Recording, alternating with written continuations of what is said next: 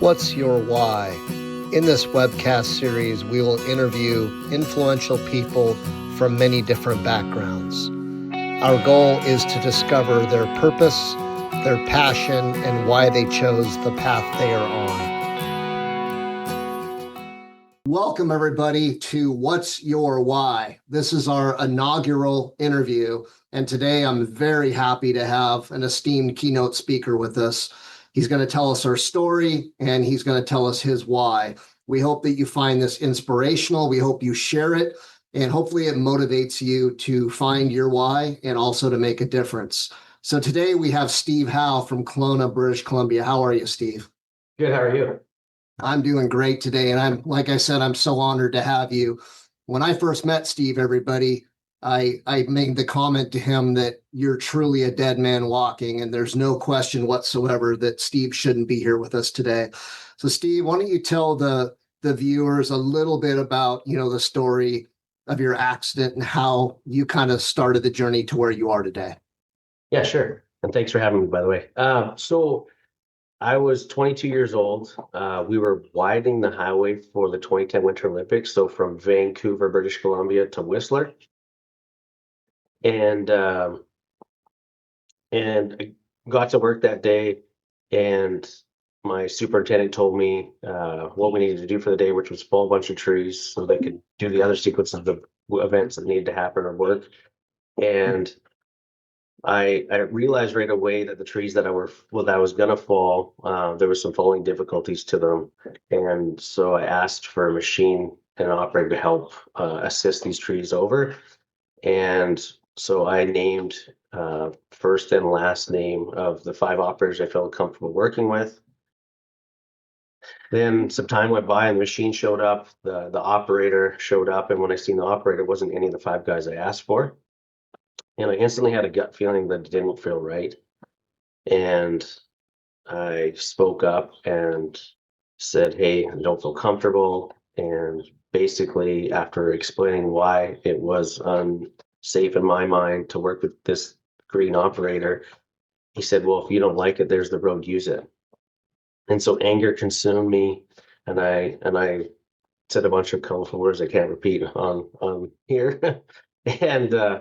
and said, you could take this job and shove it, I quit. And so I hiked up the hill, got to my truck, and I was going to leave and unharmed. And for some reason, I see my phone on the dashboard. And when I see my phone, I looked at it, and it was a picture of my girlfriend. And this is where your mind plays powerful tricks on you. And you start thinking about, like, hey, I have a car payment, truck payment, mortgage payment. I have all these things, like commitments to, and to look after my girlfriend. And I convinced myself to go back down the hill. So I went back down the hill and went to work, and didn't feel good, but I just had to do it for her, for me. And basically, about 6, 7 trees fell at this point. Get to the next tree, the last tree I ever actually got to fall in my life. And all he needed to do is push the tree away from me and bring it down to the ground. And just like all the other trees, he did. And as he started pushing this tree over, he let go of it. And then, the reasons I still don't know to this day, let go of the tree, rotated back towards me. And all I'm thinking is, hey, he needs my attention. So I'm looking for his eyes through the sun that's piercing down. And all of a sudden I see the bucket get covered by the sun, and then uncovers the sun. And then all of a sudden I went, oh my God, here it comes. And I jumped out of the way, and the outside tooth, the tooth beside it, caught me in the stomach and slammed me to the ground and dragged me the full width of the machine. So basically, essentially cut me in half. So from there, I got helicoptered out to the BGH hospital, and once we touched down, I actually fell into a coma, which I then stayed in that coma for almost 3 months. And then it was the grind. It was the grind of trying to stay alive, trying to figure out what all the pieces of what I'm left with. Do I have legs? Do I not have legs now? And all the complications with that, and spent almost a year in the hospital. And then I went to rehabilitation hospital from there. And then I went home with full-time nurse care in my wheelchair. And that's the high level short version I can give you. It's an incredible story. I mean, to think that literally your body was in two pieces and they put you back together and you walk today, you've had children, and that you're here to tell that story. It's a gift. It's a gift from God that you're here to tell that story. And I know that you went through so much, which is part of the story that you tell when you talk to groups. And you did mention that the day of the incident that something just didn't feel right. You could feel it in your gut. And I know what that sixth sense feels like, but in general, most workers feel somewhat invincible when they're young. They can't be touched. They can walk away from almost anything. How has your perspective on life and work changed since the accident? Yeah, that's a good question. So I would say you nailed it for me. That I was, before I got hurt, the invincible, the cowboy. It's never going to happen to me. I'm stronger, faster, tougher than anyone even listening on this call. You guys need to listen to this kind of stuff, but I don't. And I truly believe that to my core. And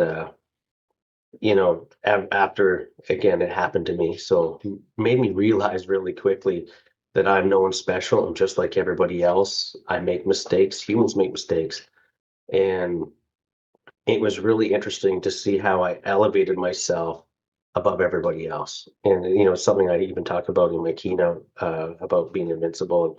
And one of the easiest illustrations to use is, all of us get dressed in the morning and we put one pant leg on, then the other. We tie the left shoe, then the right. None of us tie both shoes at the same time. Yet somehow we put ourselves above everybody else. Um, and that was probably one of the most humbling experiences of my life, to be honest. That I'm just an ordinary person. I'm not extra special. So yeah, so that's definitely changed now to today versus what it was before, for sure. It's incredible what your mortality will do to you when you realize that you're not invincible. I think we've all had those moments in our lives. Now, today you are the vice president of safety for Amel Anderson, which is a very large civil contractor up in British Columbia, correct? Correct. Now, Yeah. Oh, go ahead. you made that path into safety, which probably never crossed your mind prior to the accident, I'm guessing. No, it was farthest from what I wanted to do, to be honest. After getting hurt and trying to just get to a point where I could function as a human and do this the world, I wanted to go back to work. And I worked at the time for one of the largest organization or construction firms in North America. And when they asked, did I ever want to come back to work, the answer was yes. They said, well, what do you want to do? And safety wasn't even on the top 100 things to do. It was probably the last. It was actually, I went back to school to be a project manager. And so I was doing school for 4 years, night school, but I needed an income. My work safe didn't really cover very much. So being hurt doesn't pay for anyone that thinks it does. And so I went to school, and so they said, "Well, hey, we can give you a job during the day, and then you can do school at night. What? Here's like 5 or 6 different roles that we think could fit while you do night school." And it was like estimating, environmental quality, safety, a bunch of support roles, and safety was like again the last one I wanted to pick. And then I had to really think about this for a second. I was like, "Why am I so against this safety stuff?" And what I came to was it was the people and the way it was run before is what's holding me back from wanting to do it today. And all of a sudden I went, but I can change that perspective. I can change that narrative, and it can start with me. And so to be completely honest, I don't lie. That was one thought. The other thought was it would be the easiest job that I could do and sneak away and go to school. So I was selfishly doing it for that too. But really quickly, starting to do safety during the day while going to school, it was like a $2.5 billion Port Mann Highway bridge job, and realized the change and impact that I can have on people when you do it the right way. And then that's what kind of kicked it off. And I was like, and I graduated after the fourth year, and and didn't even go to school or didn't even go to be a project manager. I just stayed in safety. I never even used it. And I never looked back. I'm glad that's the case. Now, you emphasize in your keynotes and when you address groups that it's really important to have a why when it comes to safety. And I think we all have our own whys. Can you share what your personal why is and how it guides your decisions today? Yeah, for sure. So I think to me, for this to make complete sense is I used to have to do safety because I had to do it. I was forced to do it. OSHA, work safe, our companies, our posters, proceed, all these things tell us that we have to just be safe. And it made me really go like, what's in it for me? Why do I really care? And this is where to me, and I'm a very visual person, so this is where to me it completely changed because when you think and do things because you have to versus because you want to, it's easy to convince yourself why you're not going to do it. But when you have a why, so to me, so everyone knows, my why is my beautiful wife. She stayed with me through this whole thing when I was 22 years old, seeing me cut in half, watching me through all those years. I've had 83 surgeries to date. It's been a journey. It has been a journey. And somehow that woman stayed by my side through this whole thing. And so she's probably is the biggest reason, my cornerstone, my rock, my life, my everything. So my wife. And then I have my two beautiful girls, Scarlett and Sydney. They're 13 and 11. And again, that's what gives me joy, meaning in this world. And what I've found is when you find your why, you find meaning. When you find meaning, you find purpose. And then you realize this is when it comes full circle. Then you realize that all these safety rules, policies, procedures are just there to keep those pictures, those things, those memories in your life today. And that's probably the biggest difference and change for me. It's connected me now. So I don't do it because I have to anymore. I'm doing it because I want to. I'm motivated for me and nobody else.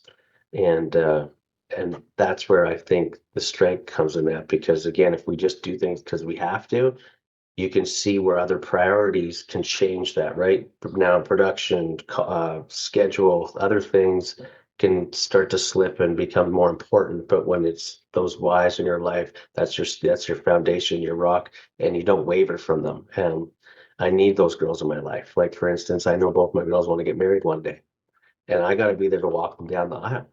I got to be there. I don't want another person, another parent one day because I make a bad choice and I'm not here anymore, and some other person takes my job as dad. It's going to be me, and so again, all motivated for my own personal reasons. So that's something that's probably the most important thing that I even apply in my personal life. We all do fun things outside of work and have hobbies and stuff, but it's all encompassing of my whys, which is those the wife and my kids for sure. Well, and you showed me something that amazingly in 30 years in safety, I haven't seen ever before. And that's the What's Your Why at Emil Anderson, the stickers that you guys create for all new hires with their why that goes on their hard hat. I absolutely love it. And I'll let you tell that story to the group, to these folks when they request that you come talk to their companies. But outside of the reason why you got into safety, you don't have to spend your time off and your vacation time going out and speaking in front of groups. What motivates you to be that safety advocate, to tell that story to people who maybe you're not directly related to, people who don't report to you within an organization? What drives you to do that? Because that takes a lot of time and energy and a lot of travel, time away from your family. Yeah, I never thought, well, one, never thought I'd ever be speaking it to crowds. That was never that guy before. Didn't realize how much energy and emotion it takes out of you. I just finished safety week and did a six conferences, and that was incredibly tough and challenging emotionally and physically. But what motivates me or makes me keep doing it is the impact that we're having on people. And honestly, I know I've been given a second chance. I shouldn't be here. There's scientifically, there is no reason why I should be here. And I've been given a gift to still get to breathe and be here. And so I feel like I owe it to anyone who's willing to listen and help. And one of the things that's been pretty amazing through this whole journey too is, yes, they're more tailored to safety type talks, but a lot of the stuff I talk about, you relate as just a human. And we all go through tough times, hard times, challenges, struggles. We all have them.